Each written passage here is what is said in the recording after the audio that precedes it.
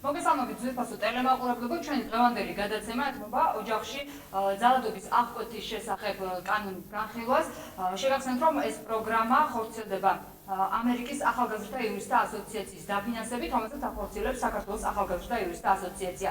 ამ საკითხთან დაკავშირებით ჩვენთან დღეს სტუდიაში იმყოფებიან ახალგაზრდა იურისტთა ასოციაციის გორის ორგანიზაციის წარმომადგენლები, წარმოგიდგენთ სტუმრებს, ქეთი ბებიაშვილი, ორგანიზაციის თავმჯდომარე, დალი ჯანიაშვილი, იურისტი და რევაზ რევაზიშვილი. მოგესალმებით. ქეთი, თავდაპირველად ჩემი და მოგმართო, რომ ვისაუბროთ ამ პროგრამის შესახებ უფრო დაწვრილებით, რას ისახავს მიზნად ამ პროგრამის განხორციელება. კი ბატონო, დიდი მადლობა. ესე იგი, ჩვენი ორგანიზაცია ახორციელებს იმ სამართლებრივი მექანიზმების მონიტორინგს, რომელსაც კი ითვალისწინებს ოჯახში ძალადობის აღკვეთის, ძალადობის მსხვერპლთა დაცვისა და დახმარების შესახებ კანონი. ეს კანონი მოგეხსენებათ არის ახალი კანონი, ანუ სულ რაღაც 2006 წელს არის მიღებული და ძირითადად არის მიმართული ოჯახში ძალადობის მსხვერპლის დაცვას. სააგულისხმოა ის, რომ ოჯახში ერთ-ერთი ძირითადი პრობლემა საზოგადოებაში არის ოჯახში ძალადობა. ხანდახან ვერც ვაცნობიერებთ ადამიანები, რამდენად ეს პრობლემური საკითხი არის, იმიტომ რომ ხშირად იგივე საკითხი ძალადობის მსხვერპლი არის არა მარტო თქვათ რომელიმე მეუღლე ან ოჯახის სხვა რომელიმე წევრი, არამედ ბავშვიც, რაც ყველაზე მნიშვნელოვანია ამ შემთხვევაში. რაც შეეხება ოჯახში ძალადობის დაცვის ამ აღნიშნულ კანონს, მინდა აღნიშნო, რომ აქ კანონმა განსაზღვრა თუ ვის ეხება უშუალოდ, ანუ ვინ არის ოჯახში ძალადობის მსხვერპლი. ესენი არიან დედა, მამა, ბებია, პაპა, იმიტომ რომ ხშირად არის მოხუცებულ ადამიანებთან მიმართებაში ძალადობა, აგრეთვე მშობლები, შვილები, ნაშვილების მშობლები და ასე შემდეგ. იგივე ეხება არარეგისტრირებულ ქორწინებაში მყოფ მეუღლეებს და მათ შვილებს, იმიტომ რომ ისიც ჩვეულებრივად ოჯახად არის ნაგულისხმები ამ შემთხვევაში. ოჯახში ძალადობა შეიძლება მხოლოდ არ არის ფიზიკური ძალადობა. ეს აგრეთვე ეკონომიური ძალადობა, არის ფსიქოლოგიური ძალადობა, აგრეთვე იძულება ოჯახის მეორე წევრის გააკეთოს მისი ნების საწინააღმდეგო რაიმე ქმედება. შესაბამისად ამასთან დაკავშირებით არის გამოყენებული მექანიზმი, ჩადებული კანონში მექანიზმი, რომელიც იძახის, რომ მსხვერპლი უნდა იქნეს დაცული. მნიშვნელობა არ აქვს თუ ვინ არის ეს მსხვერპლი. წეგნას უკვე აღნიშნეთ, ვინ არიან, ვის გულისხმობს კანონი მსხვერპლად. ეს შეიძლება იყოს ბავშვი, შეიძლება იყოს ხანდაზმული ადამიანი, შეიძლება იყოს ჩვეულებრივ მეუღლე, ახალგაზრდა ადამიანი, ან ნაშვილები, ან შვილებელი. შესაბამისად, მექანიზმი, რომელიც გულისხმობს ეს კანონი გულისხმობს ორ საკითხს. ეს არის დამცავი და შემაკავებელი ორდერები. დამცავი და შემაკავებელ ორდერებთან დაკავშირებით უშუალოდ თვითონ რას ითვალისწინებს ეს კანონი? როგორც გექეთი აღნიშნა, კანონის მიზანი არის ოჯახში მსხვერპლის დაცვა, ძალადობისაგან დაცვა და კანონის მიზანი არის ერთი, რომ დაიცვას თვითონ ეს მსხვერპლი და აგრეთვე ხელი შეუწყოს თვითონ მოძალადის რეაბილიტაციასაც. ამ კანონში კარგად არის ჩადებული ის ღონისძიებები, თუ რა გზით შეიძლება მოხდეს, რა გზით შეუძლია მსხვერპლმა დაიცვას თავი. ეს გამოიხატება ძირითადად შემაკავებელ და დამცავ ორდერში, რას გულისხმობს ეს ორდერი. თუკი პირი, რომელიც მიიჩნევს, რომ იგი არის ოჯახური ძალადობის მსხვერპლი, შეიძლება იყოს ფსიქოლოგიური, ფიზიკური, ეკონომიკური თუ სექსუალური, მან შეუძლია ერთი გზით მიმართოს სასამართლოს და მოითხოვოს დამცავი ორდერის გამოწერა, რომელსაც სასამართლო 10 დღის განმავლობაში გადაწყვეტავს, 10 დღის განმავლობაში მან უნდა გამოცეს ეს ორდერი.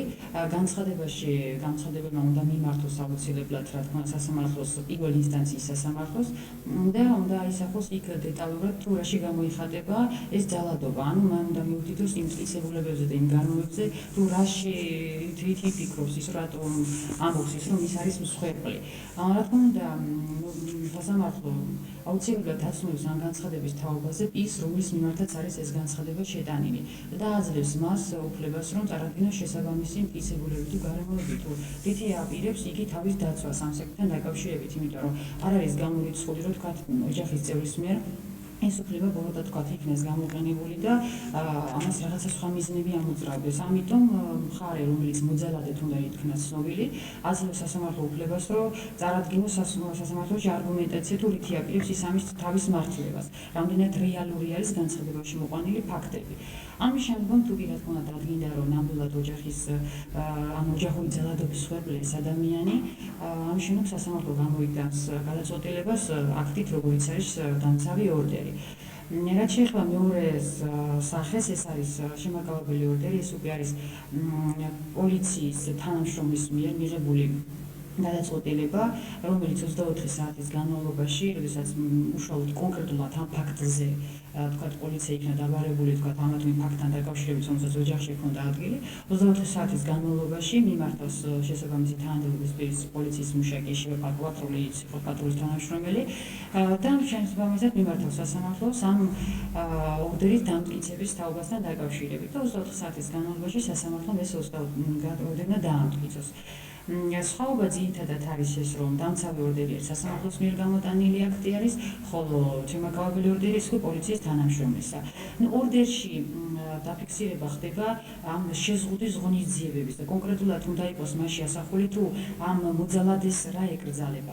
ეს შეიძლება იყოს მაგალითად თანამესაკუთრის ქონების სარგებლობის შეზღუდვა, ან ძალიან მარტივად ბავშვის თუ კი მაგალითად მშობელი არასრულწლოვანზე ახდენს ძალიან ცუდ ზეგავლენას, ფიზიკური იყოს ეს ფსიქოლოგიური და ასე შემდეგ, ბავშვის მაგალითად იზოლირებას, სხვა ადგილზე მოთავსებას და თქვათ რაღაც გარკვეულ პერიოდში აკრძალვას ბავშვის ნახვისა.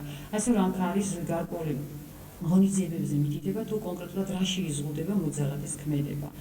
შეიძლება მაგალითად იყოს კიდევ რაღაც ნახვის აკრძალვა იგივე მსხვერპლისა და თქვათ მოთავსებული იქნას სხვა განყოფილებაში, შეიძლება იყოს სპეციალური ადგილის მოწესებულება, სადაც მაგალითად რაღაცა პერიოდში მას ნახვის უფლება აეკრძალოს და ასე შემდეგ. აი ეს არის ორი ძირითადი ღონისძიება, რომელთაც ხდება დაცვის საშუალებები არის ეს მსხვერპლის. დიდი მადლობა. კეთი, რანაირად ხშირად ფიქსირდება ჩვენს რეგიონში ასეთი ფაქტები მონაცემების მიხედვით? ჩვენთან ძალიან საკმაოდ უკვე გახშირდა, მაგრამ მინდა აღნიშნო, რომ ამასთან დაკავშირებით ჩვენი ორგანიზაცია არა მარტო გორში, არამედ საქართველოს მასშტაბით აკეთებს მონიტორინგს ამ შემაკავებელი და დამცავი ორდერების გამოცემასთან დაკავშირებით და ჩვენ ეს გადაცემაც ემსახურება სწორედ იმას, რომ უფრო მეტმა ადამიანმა გაიგოს, რომ ოჯახში კონფლიქტის დროს იგივე მაგალითად ხშირად არის ხოლმე, რომ თქვათ პოლიციის თანამშრომელს ეუბნებიან, რომ აი მარტო ხელწერილი მაინც ჩამოვარდით. ანუ ხელწერილი უკვე არ არის იმ ძალის მქონე, რომ მოძალადეს რაიმე აეკრძალოს. ამ შემთხვევაში იგივე პოლიციის თანამშრომელმა უნდა გამოსცეს შემაკავებელი ორდერი, რომელშიც კონკრეტულად ფიქსირდება რა არ უნდა გააკეთოს მოძალადემ. და შემდგომ ეს უკვე როგორც მისაუბრა, უნდა იქნეს გადაგზავნილი სასამართლოში და სასამართლომ მას დაამტკიცოს.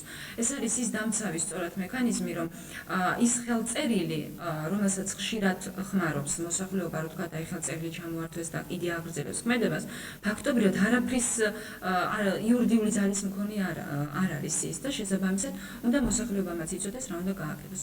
ეხლა რაც შეეხება სტატისტიკას, ძალიან საინტერესო სტატისტიკა ამასთან დაკავშირებით, იმიტომ რომ მაგალითად შიდა ქართლის მასშტაბით არის გამოცემული სულ 15 შემაკავებელი ორდერი საპატრულო პოლიციის მიერ, მაგალითად თბილისში არის 226, რაც ძალიან საინტერესო ციფრია. მართალია შეიძლება ითქვას, რომ მოსახლეობის რაოდენობის მიხედვით და თქვათ ის უფრო რამდენადაც ხშირად ფიქსირდება თვითონ ძალადობის ფაქტი საზოგადოებაში, იმდენად ხშირად არ არის, რა თქმა უნდა, მიმართვა პოლიციისადმი ან იგივე სასამართლოსადმი, ესეც გასათვალისწინებელია ამ სტატისტიკისთვის, იმიტომ რომ ჯერჯერობით საზოგადოებაში არ არის ყალიბებული ის აზრი, რომ მაგალითად მიმართო თუ არა პოლიციას, ესეც გასათვალისწინებელი არის და მით უმეტეს ეს საკითხი გასათვალისწინებელი არის იმ ცვლილებებიდან გამომდინარე, რომელიც სისხლის სამართლის კოდექსში იქნა შეტანილი.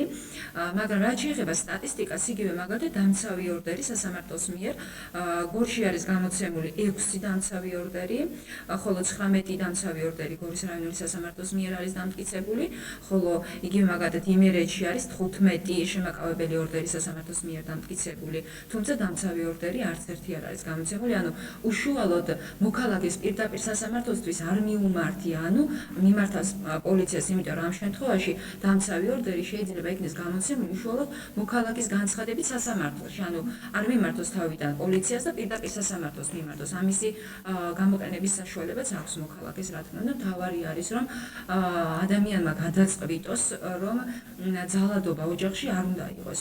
იმიტომ რომ ეს კანონი არ ითვალისწინებს იმას, რომ მაინც და მაინც თქვა რაღაც ან მენტალიტეტთან მიმართებაში არის რაღაცა ბრძოლა, რომ აი საზოგადოება მაინც თქვა მაინც და მაინც ჩივილი არ უნდა ესე რომ თქვა, ხო? მაგრამ ეს ამას არ გულისხმობს, უბრალოდ ის ძალადობა, რომელიც ოჯახში არის, იგივე მოქმედებს არასრულწლოვან ბავშვებზე, რომლებიც ოჯახში არიან, იმიტომ რომ მათი ფსიქიკაც შესაბამისად ირღვევა და ასე შემდეგ არის ძალადობიდან გამომდინარე სხვა პრობლემები, რომელიც საზოგადოებაში არსებობს. ამიტომ მნიშვნელოვანია, რომ მოქალაქეებმა იცოდნენ თუ რა უფლება აქვთ, რომ მიმართონ, ვის უნდა მიმართონ. პირველი რა თქმა უნდა, გამოძახება პატრულში, რომელმაც მოსვლისთანავე თუ ხედავს, რომ ეს არის ძალადობა და ეს აშკარა არის, ამ შემთხვევაში აუცილებლად უნდა გამოსცეს შემაკავებელი ორდერი, რომელიც შესაბამისად სასამართლოს უნდა გადასცეს. თუმცა მოქალაქეს აქვს აგრეთვე უფლება სასამართლოს გზით განახორციელოს ეს. აქ არის კიდევ ერთი საკითხი, რომ საქართველოში ჯერჯერობით 2008 წლიდან ეს მოხერხდება, სახელმწიფოს ვალდებულება არის გააკეთოს თავშესაფარი ძალადობის მსხვერპლთათვის. ანუ თუ ადამიანი არის ძალადობის მსხვერპლი, მას აქვს უფლება, რომ და არა მარტო უფლება, ეს არის დაცვის მექანიზმი, რომ ეს მსხვერპლი იქნეს გარკვეულ პერიოდში მოშორებული, აი იმ კონფლიქტისგან, გარემოსაგან, სადაც ეს კონფლიქტი მძვინვარებს, ესე რომ ვთქვათ. და ოღონდ მისი თავშესაფარის ადგილი არ იქნება ცნობილი მოძალადისთვის. ეს იქნება დაცული, თუნდაც სახელმწიფომ გააკეთოს ეს თავშესაფარი, სახელმწიფო იღებს თავის თავზე ვალდებულებას კანონის მიხედვით, რომ თავშესაფარი იყოს დაცული გამხელისაგან, იმიტომ რომ თქვათ იგივე მოძალადი იმ ადგილას არ მივიდეს და არ დაიწყოს კიდე რაღაცა კონფლიქტის განვითარება. დღესდღეობით ასეთი თავშესაფარი არსებობს, ბათუმშიც არის, გორშიც არის სხვადასხვა შორის, მაგრამ მხოლოდ ერთი დღის განმავლობაში ადამიანს შეუძლია უბრალოდ ერთი დღე იყოს, თუმცა საუბარი არის, რომ დეკემბრის თვიდან იქნება აგრეთვე ორკვირიანი გორშიც იქნება ასეთი თავშესაფარი.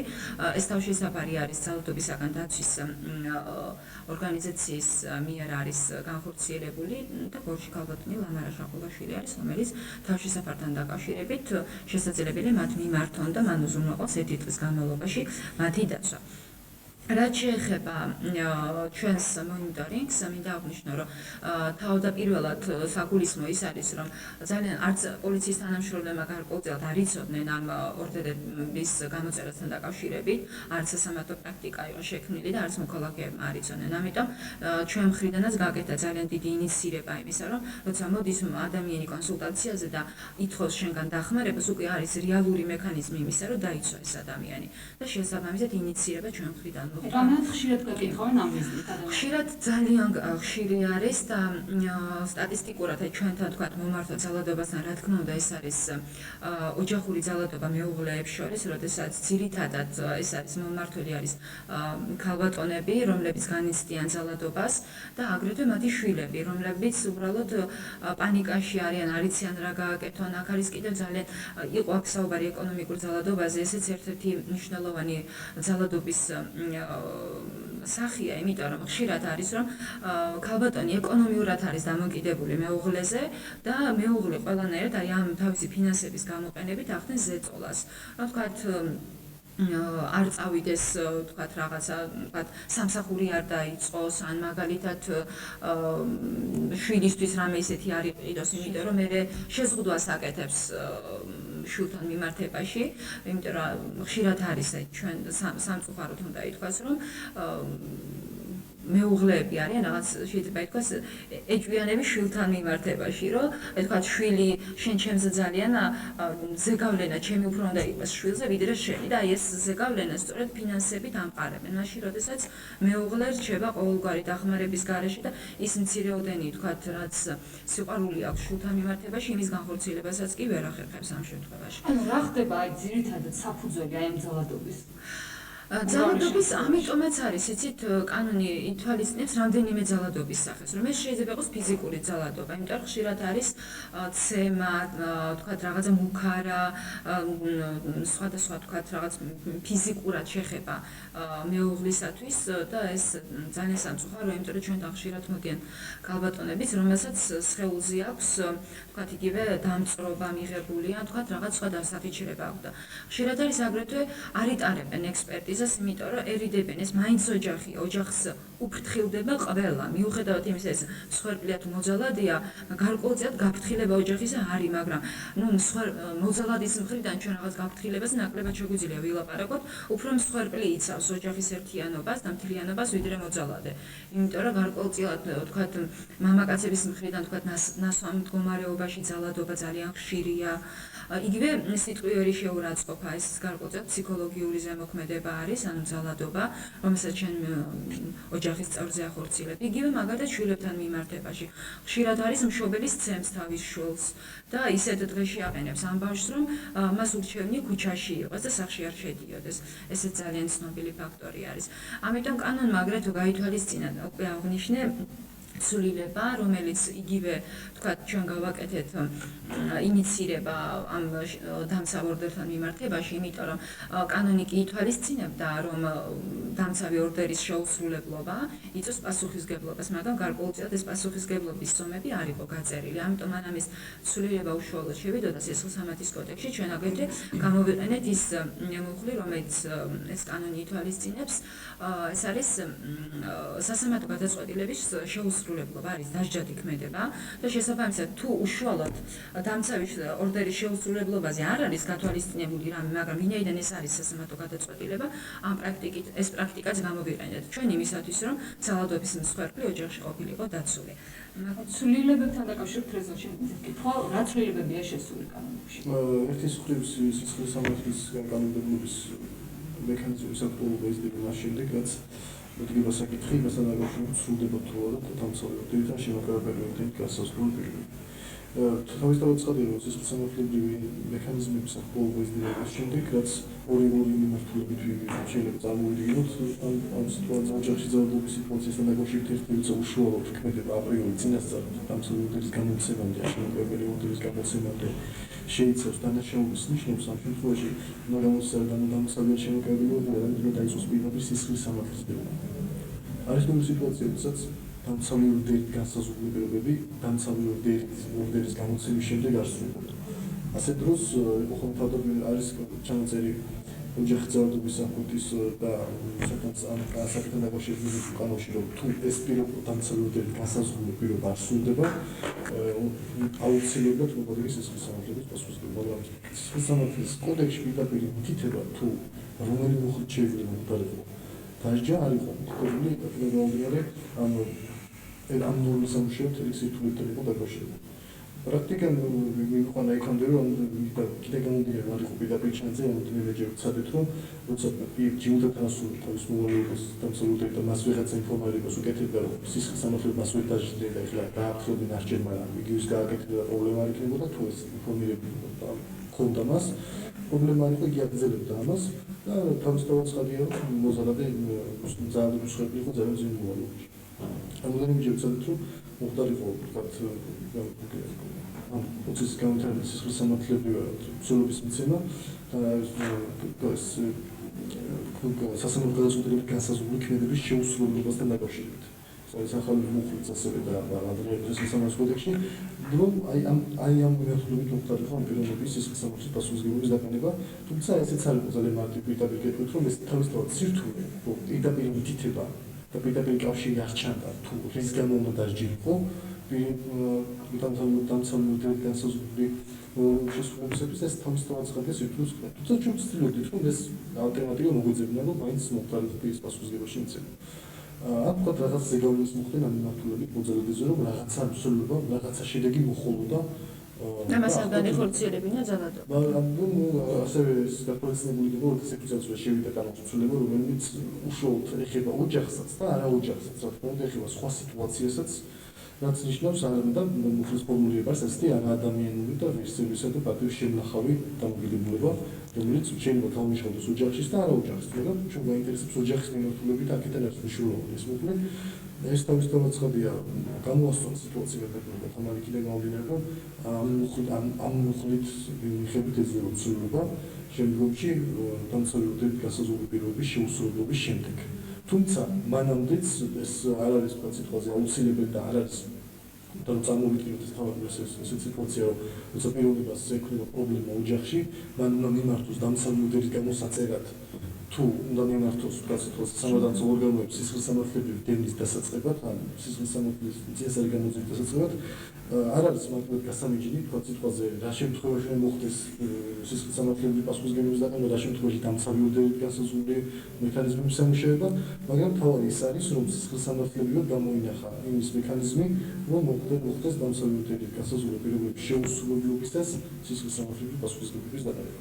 ეს პრაქტიკა გამკვირდა და ამას სამუხს საკმაოდ აქტუალური გამოყენება შემოწმეს და არც არაერთი შემთხვევაშიც დამცავი მოდელის თუ ძალადობა ძალიან აშკარა, ძალიან ინტენსიური პირდაპირ პიროვნებას აძლევენ სწორედ ამ სისხლისამართლის კოდექსის გასაზრდელი სისხლისამართლის პასუხისმგებლობაში. ზოგადად შევი ეს არის პროცესის პასუხისმგებლობის უზრუნველყოფის რამე. განსაკუთრებულ შემთხვევაში რაც გამოდიოდა ძალადობის ინტენსივობის დახასიათებით. დიდი მადლობა. კეთი, კიდევ ერთხელ რომ განვმარტოთ საზოგადოებას, თუ აღმოჩნდა ადამიანი ძალადობის მსხვერპლი, აი ამ შემთხვევაში რა საკითხებს ის? პირველი რაც არის, მან უნდა მიმართოს პატრულს, გამოიძახოს პატრული. შემდგომ მან გამოწერა შემაკავებელი ორდერი, რომელსაც თვითონ უკვე პოლიციის თანამშრომელი აგზავნის სასამართლოში. ან და თვითონ შეუძლია მიმართოს სასამართლოს და გამოიწეროს დამცავი ორდერი, რომელსაც აქვს 3 თვემდე მოქმედების ვადა. ხოლო რაც შეეხება აი იმას უკვე რაზეც რეზომი საუბრა ამ შემთხვევაში, როგორც მსხვერპლმა, ასევე მოძალადემ უნდა გაითვალისწინოს ის გარემოებები, როდესაც ხდება სისხლისამართლის აღძვრა.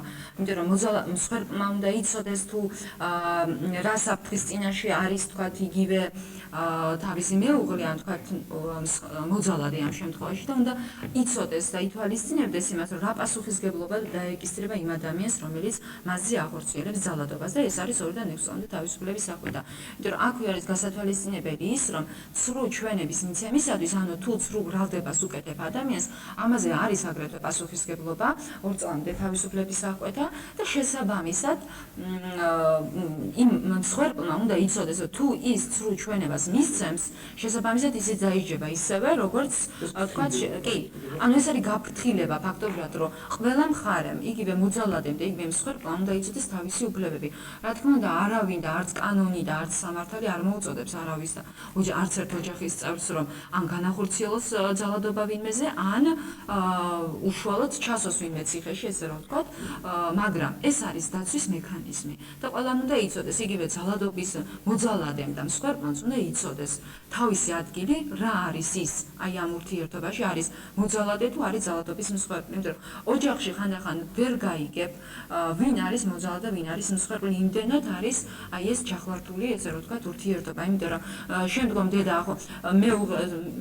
ქმარი ახორციელებს ცოლზე ძალადობას, ცოლი ახორციელებს შვილზე, იმიტომ რომ ქმარს ვერაფერს ვერ ეუბნება და შესაბამისად ეს არის ჯაჭვი იმ ძალადობისა, რომელიც ოჯახში ვითარდება. ამიტომ ეს რო თავიდან იქნეს აცილებული, თავიდანვე უნდა იქნეს გათვალისწინებული, რომ არის ძალადობა და ამ ძალადობას ეხლავე და ემწუთიერად სჭირდება დახმარება და არა თქვათ 2 და 5 წლის შემდეგ, როდესაც უკვე ეს ძალადობა იმდენად არის ოჯახში განვითარებული, რომ ცხოვრების წესად არის გადაქცეული. ამ კანონით, ესე იგი, ამ შემოყვავილე დამცავი ორდერით ფაქტურად შეიქმნა დროებითი ღონისძიებები აი ამ წარმოშობილი კონფლიქტისა. ვინაიდან ამას აქვს თავისი სამთვენივად, ეხლა არ შეიძლება რომ მეუღლების შორის ეხლა ერქვას ოჯახი და ურთიერთობა რაღაცა შემოყვავილე ორდერით მოწესრიგებული იყოს. ამიტომ არის რომ, როდესაც ამ კანონის იმპლემენტაცია მოხდება უფრო ეხლა ძალიან მცირე ეს რაოდენობა შემოყვავილე და დამცავი ორდერებისას, ეს შეიძლება პლუსიც არის, იმიტომ რომ არ არის კონფლიქტები თქვათ ამ კუთხით, მაგრამ ჩვენ ვიცით, რომ ძალიან ხშირად ჩვენთან მოდიან მოქალაქეები, რომლებიც არიან მსხვერპლი, მაგრამ მათ უბრალოდ არ სურთ იგივე სასამართლოში მიმართა, არ სურთ იგივე პოლიციაში, რომ არის რაღაცა თქვათ საზოგადოება რას იტყვის, ან უფრო არ დაიძებოს თქვათ ოჯახში ურთიერთობა.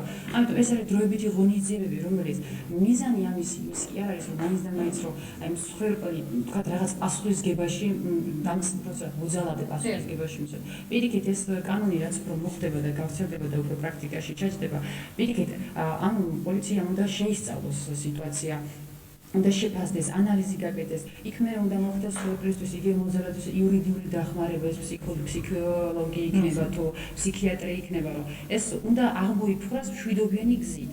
ეს არის რაღაცა მოკლე ვადიანი, მაგრამ თუ კი ახლა აღმოჩნდა, რომ ირონება, რომელიც მაგალითად წლების განმავლობაში იგივე სიმეორებს, ცხადია იქ უკვე რაღაც შემაკავდა და დამცავებელია საუბარი, საერთოდ ოჯახის შემდგომ არსებობას თუ კითხვის თქვენ დგება, რომ ასეთი ოჯახი არსებობს თუ არა, ეს უკვე სხვა საკითხია, მაგრამ ეს არის ის ღონისძიება, რომელიც ერთგვარად ეხმარება, რომ ოჯახი იქნება შენარჩუნდეს და ეს კონფლიქტი ამგვარად ამოიფას.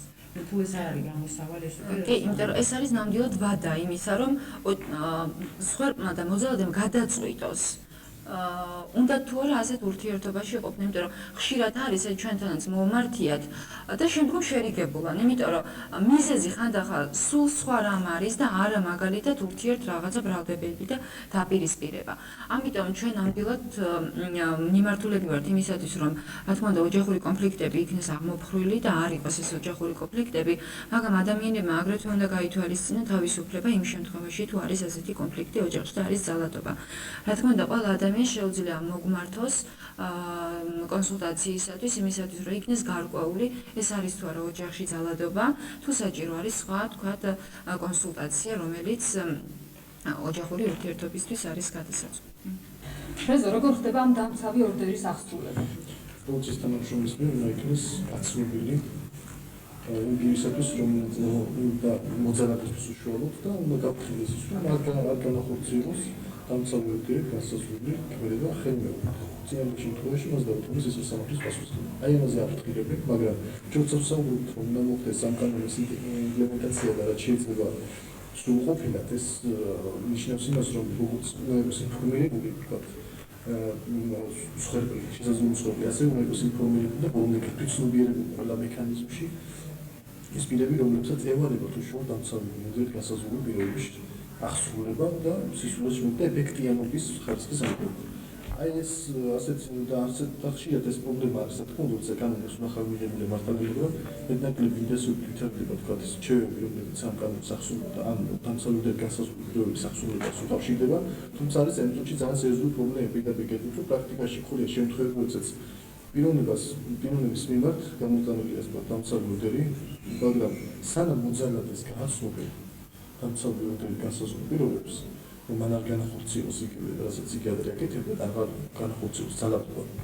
ვარ სამთ, ანუ ის ვადა, რაც ეს მოქმედების ვადაც არის საერთოდ დამცავი ორდერის. მას მე ხელახლა უწევს გაგრძელებისათვის შრომულ სასამართლოსთვის და სანამ ის განსხვავებაც გამოიტანს და მე ხელახლა გააცნობს მოძალადეს, სანამ პოლიციელი ავა, სანამ პასუხისმგებელი პირი ავა და გააცნობს ამას, აქ კიდევ გადის სერიოზული დრო და მე გამოჩნდება ხოლმე ისე, რომ სულად დღიანი მოქმედების ვადა ღავს, პრაქტიკულად მოქმედების ვადა და ეფექტიანობა აქ დღე ღავს, სასამართლო დამცავ ორდერს და მე ისე ვადა გაზრდა ისე უძლურია, სანამ პრაქტიკულად ეს ნიშნავს, რომ ჩვენ ის პრობლემა, რომ უბრალოდ არის პრობლემა, კაციფაზე სამართლის მიერ თავიანთი უფლება მოვალეობის სოციალასთან დაკავშირებით, რაც დამცავი ორდერით და ზოგადად ამ კანონით. ანუ აღსრულებაც უნდა მოხდეს დროულად იმისათვის გაცნობა, რომ მოძალადე მესქმედება აღარ განახორციელოს. სხვა შემთხვევაში ის კვლავ აგრძელებს მისთვის ხშირად არის, რომ პროცესზეც არ ჩამოვდეს იგი სასამართლოში, ამიტომ მისთვის უცნობია რა გადაწყვეტილება გამოიტანა სასამართლომ. შესაბამისად, ვიზეც არის ეს გაცნობის ვალდებულება, მათ უნდა იცოდნენ, რომ ეს უნდა მოხდეს არა 3 და 4 თვის მერე, არამედ ეს უნდა მოხდეს დროულად, როდესაც კი მოხდა დაუყოვნებლივ, ანუ როდესაც ამოიწერება საახსრებო ფურცელი, მაშინ უნდა მოხდეს ამისი გაცნობა და ამ გადაწყვეტილებას გადაწყვეტილების გაცნობა, იმიტომ რომ შესაძლებელია რომ პოსტის მეშვეობითაც კი გაგზავნილი სასამართლო გადაწყვეტილება ამ დამცავი ორდერთან დაკავშირებით არ მიუვიდეს დროულად მოქალაქეს და ამ პერიოდში კიდე უკვე არის ამოწერილი საახსოვო ფურცელი და უნდა მოხდეს ამისი აღსრულება და ეს არის უკვე დიდი პასუხისგებლობა საახსოვო საქმიანობაზე იმისათვის რომ დროულად იქნეს დაცული, იმიტომ რომ შესაძლებელია დადგეს ისეთი შედეგი, რომელსაც თავიდან ვეღარ ავიცილებთ. ამიტომ დროულად აღსრულებას აქვს თავისი ეფექტი. დამცავი ორდერი და შემაკავებელი ორდერი სწორედ იმით გამოირჩევა, რომ ის უნდა იყოს ეფექტური. ეს არის ეფექტური მექანიზმი ჩადებული კანონში ოჯახში კონფლიქტისგან თავის დასაღწევა და თუ ჩვენ ამ ეფექტურობას დაუკარგავთ, არანაირი აზრი აღარ ექნება ამ შემთხვევაში. ამიტომ ეს ძალიან დიდი პასუხისმგებლობა არის საახსოვო წარმოებასთან დაკავშირებით. განმეორების შემთხვევაში თუ ორმაგდება ეს პასუხისმგებლობა პირზე? მსხვერპლზე, მოძალადეზე. რა თქმა უნდა, შესაძლებელია რომ კვლავ იქნეს მიმართული, თუ ადამიანი აგრძელებს თქვათ ძალადობას ამ შემთხვევაში, მაგრამ ამ შემთხვევაში თავისუფლად შესაძლებელია დადგეს, ოღონდ ეს კიდევ ვიმეორებ დავაკონკრეტებ, რომ ეს არის მსხვერპლის ნება სურვილზე უშუალოდ დამოკიდებული, რომ შესაძლებელია დადგეს სისხლისამართლებრივი პასუხისმგებლობის საკითხი. რაც დავამატებთ კიდევ ეს კანონი მიუხედავად იმისა, რომ მოძალადის გაკომოქმედების უკრძალავს არ გამოიცხავს იმას, რომ მსხვერპლი და მოძალადე მორი იყვნენ. ეს პირიქით როგორც ეგან აღნიშნეთ, რაღაცა გამოსავალის ძებნა უფრო არის. ესენი შეიძლება პრობლემა არ არის მორი იყვნენ, ეს არნიშნავს იმას, რომ შეჭირდეს ამ ორდერის გამოწერა, მოქმედება რა თქმა უნდა არის, ეს ორდერი თავისთავად მიდან განცხადება არის შეტანილი, გამოიცემა, დამტკიცდება, უბრალოდ მათი მორიგების შემდგომ აღარ მოხდება თქვა ხელახლა მიმართ ავადის გაგრძელება. ეს იქნება ყველაზე კარგი მაგალითი იმისა, რომ დამცავი ორდერის მოქმედების პერიოდში მოხდა ოჯახის გამთლიანება. დიდი მადლობა სტუდიაში მობრძანებისთვის, საინტერესო საუბრისთვის. ტელემაყურებელს კი ვეთქვი, რომ ამ და სხვა მათთვის საინტერესო იურიდიულ თემებთან დაკავშირებით შეგიძლიათ კონსულტაციები გაიაროთ გორის ორგანიზაციაში, ახალგაზრდა იურისტთა ასოციაციის ორგანიზაციაში. შეგახსენებთ, რომ გადაცემა მომზადებულია ამერიკის ახალგაზრდა იურისტთა ასოციაციის პროგრამის ინიციატივის ფარგლებში. დაგემშვიდობებით, დიდი მადლობა კიდევ ერთხელ, მომავალ შეხვედრამდე.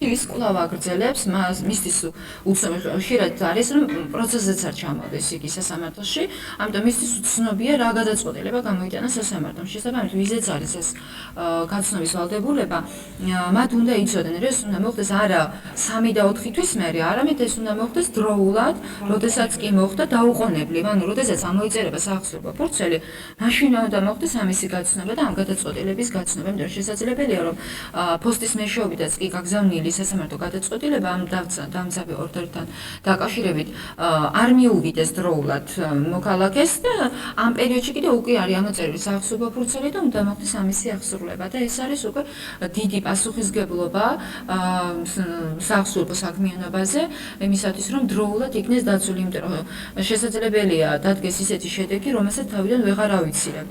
ამიტომ დროულად აღსრულებას აქვს თავისი ეფექტი.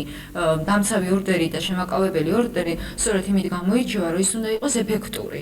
ეს არის ეფექტური მექანიზმი ჩადებული კანონში ოჯახში კონფლიქტისგან თავის დასაღწევა და თუ ჩვენ ამ ეფექტურობას დაუკარგავთ, არანაირი აზრი აღარ ექნება ამ შემთხვევაში. ამიტომ ეს ძალიან დიდი პასუხისმგებლობა არის საახსოვო წარმოებასთან დაკავშირებით. განმეორების შემთხვევაში თუ ორმაგდება ეს პასუხისმგებლობა პირზე? მსხვერპლზე, მოძალადეზე. რა თქმა უნდა, შესაძლებელია რომ კვლავ იქნეს მიმართული, თუ ადამიანი აგრძელებს თქვათ ძალადობას ამ შემთხვევაში, მაგრამ ამ შემთხვევაში თავისუფლად შესაძლებელია დადგეს, ოღონდ ეს კიდევ ვიმეორებ დავაკონკრეტებ, რომ ეს არის მსხვერპლის ნება სურვილზე უშუალოდ დამოკიდებული, რომ შესაძლებელია დადგეს სისხლისამართლებრივი პასუხისმგებლობის საკითხი. ეს დავამატებთ კიდევ რომ ეს კანონი მიუხედავად იმისა რომ მოძალადის გარკვეულ მოქმედებას უკრძალავს არ გამორიცხავს იმას რომ მსხვერპლი და მოძალადე მორიგდნენ ეს პირიქით როგორც ეგან აღნიშნეთ რაღაცა გამოსავალის ძებნა უფრო არის ესენი შეიძლება პრობლემა არ არის მორიგდნენ ეს არნიშნავს იმას რომ შეჩერდეს ამ ორდერის გამოწება მოქმედება რა თქმა უნდა არის ეს ორდერი თავისთავად მიდან განცხადება არის შეტანილი გამოიცემა დამტკიცდება უბრალოდ მათი მორიგების შემდგომ აღარ მოხდება თქვა ხელახლა მიმართა ამადის გაგრძელება. ეს იქნება ყველაზე კარგი მაგალითი იმისა, რომ დამცავი ორდერის მოქმედების პერიოდში მოხდა ოჯახის გამთლიანება. დიდი მადლობა. ამოვწურეთ ჩვენი ვიზიტი. მადლობა.